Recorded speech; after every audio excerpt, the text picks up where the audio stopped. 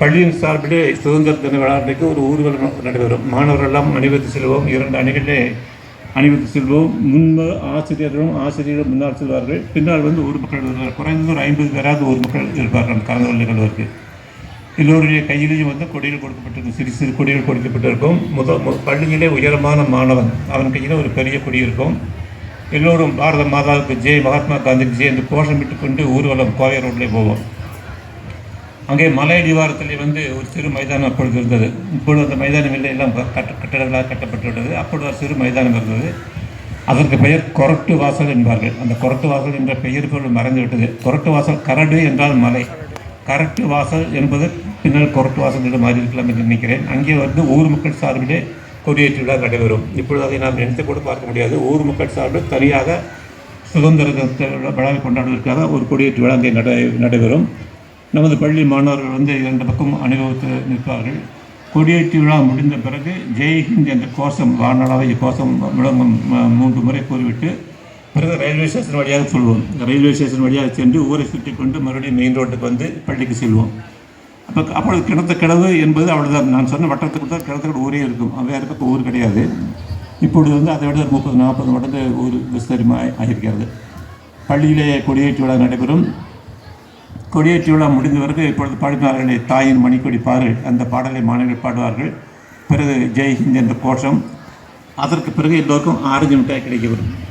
Orange மிட்டாய் என்பது அந்த காலத்தில் அது பெரிய வரப்பிரசாதம். எங்களுக்கு அது பெரிய வரப்பிரசாதம். அது அந்த மிட்டாயினுடைய சுவை, மிட்டாயை பொறுத்தவரையிலும் அதே சுவை தான் இப்பொழுதும் இருக்கிறது. அது மிட்டாயை பொறுத்தவரை சுவை அதுதான்.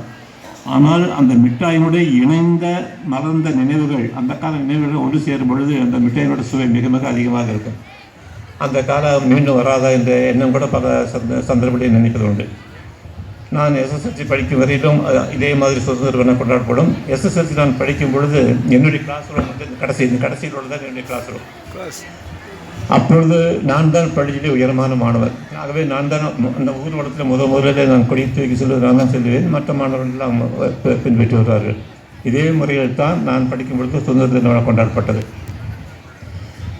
அப்பொழுது நடந்த நிகழ்வுகள் நீங்களாம் கண்டிப்பாக நம்புவீர்களா என்று எனக்கு சந்தேகமாக இருக்கிறது.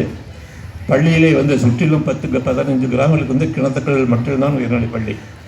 மடசித்தூர், ஒத்தைக்கால் மண்டபம், கோயில்பாளையம், சொக்கனூர் போன்ற ஊர்களிலே உயர்நிலைப் பள்ளி கிடையாது. அவர்களெல்லாம் இங்கே தான் பள்ளிக்கு வருவார்கள். கோயில்பாளையம் மாணவர்கள் ட்ரெயின் வசதியோடு ட்ரெயினில் போய்விடுவார்கள். மற்ற மாணவர்கள், அதாவது 8 கிலோமீட்டர் தள்ளி இருக்கக்கூடிய வடசித்தூர், 5-6 கிலோமீட்டர் தள்ளி இருக்கக்கூடிய ஒத்தைக்கால் மண்டபம், சொக்கனூர், அங்கே எல்லாம் மாணவர்கள் நடந்து தான் வருவார்கள். நடந்து போய்த்தான் பள்ளியில் படிப்பார்கள். அதைவிட இன்னொரு முக்கியமான விஷயம், யாருமே செருப்பு போட்டிருக்க மாட்டார்கள். எஸ்எஸ்எல்சி நான் படித்து முடிக்க வரலையும் ஒரு மாணவன் ஒரு மாணவியோட செருப்பு போட்டது கிடையாது. ஏன்னா செருப்பு என்பது அப்பொழுது ஒரு கவனிக்கப்படாத ஒரு பொருள். போட முடியாது என்றே போடுவதற்கு வசதி நிறைய மாணவர்கள் இருந்தது. இருந்தாலும் அது ஒரு அத்தியாவசியமான பொருள் என்று யாருமே கருதவில்லை. செருப்பு இல்லாமல் தான் அங்கிருந்தே நடந்து படித்து கொண்டு போவார்கள். நமது நல்லவின் நாயகன் மயில்சாமி அண்ணாதுரை அதை பற்றி பல சந்தர்ப்பங்களில் கூறியுள்ளார். கோதவாடியிலிருந்து வருவார். அவரும் அவருடைய சகோதரர் மோகனசுந்தரம் என்பவரும் கோதவாடியிலிருந்து செருப்பு இல்லாமல் நடந்து படித்துக் கொண்டு போவார்கள். அவர் பல சந்தர்ப்பங்களிலே அதை சொல்லியிருக்கிறார்கள். அந்த அளவுக்கு மாணவர்களுடைய எளிமை இருக்கும். ஒரு கள்ளங்கப்படம் இல்லாத எல்லோரும் கலந்து பழகக்கூடிய ஒரு நல்ல உள்ளங்கள் இருக்கும். இன்னொன்று மிகவும் ஒரு சுகராட்சியமான நிகழ்வு. பள்ளிக்கு வரும்பொழுது எல்லோரும் மதிய உணவுக்காக தூக்கு போசி தான் சாப்பாடு கொண்டு வருவார்கள். கட்டட வேலைக்கு போவார்கள் அல்லது விவசாய வேலைக்கு போவர்கள் கையில் எல்லாம் தூக்கு போசி. இப்பொழுது தூக்கு போசி கலாச்சாரம் மறந்துவிட்டு எல்லாம் டிஃபன் பாக்ஸ் வந்துவிட்டது. அப்பொழுது எல்லாம் தூக்கு போசியை எடுத்துக்கொண்டு எல்லா மாணவர்கள் வருவார்கள். அந்த தூக்கு போசியை இப்பொழுது 6வது படிக்கிற மாணவி கண்டிப்பாக ஒரு கையில் தூக்க முடியாது என்று என்னால் சவால் பட்டு சொல்ல முடியும். அப்படி என்றால் அந்த தூக்கு போசியுடைய அளவை நீங்கள் கற்பனை செய்து பார்த்துக்கொள்ளலாம். சாப்பிடும் இடம் அதை விட இன்ட்ரெஸ்டான இடம். அதாவது சந்தைப்பேட்டை இருக்குது. இப்பொழுது சந்தைப்பேட்டை பாதிக்கு மேல் பஸ் ஸ்டாண்டை மாற்றி விட்டார்கள். அப்பொழுது பஸ் ஸ்டாண்ட் கிடையாது. பஸ் ஸ்டாண்டு இந்த காம்பவுண்ட் சுவரை ஒட்டியே சந்தை ஆரம்பித்து விடும். சந்தையினால் அப்பொழுது வார சந்தை மிகவும் புகழ் பெற்றது.